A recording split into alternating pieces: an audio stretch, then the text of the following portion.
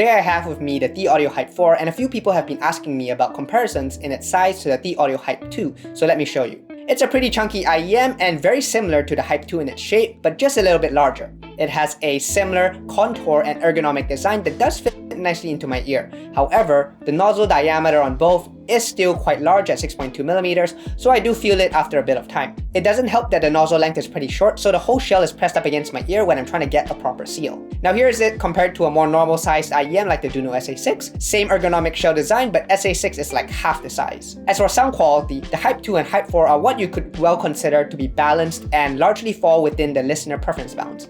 However, I find that the Hype 2 has this weird sort of mid-range compression and straining in its sound that the Hype 4 has no issue with. So in that sense, I prefer the Hype 4. It will run you about $100 more, which is cheaper than I expected, and so I'll be leaning towards a recommendation here. That's it for my first thoughts. Be sure to check out my full review when it comes out on the audiophiles.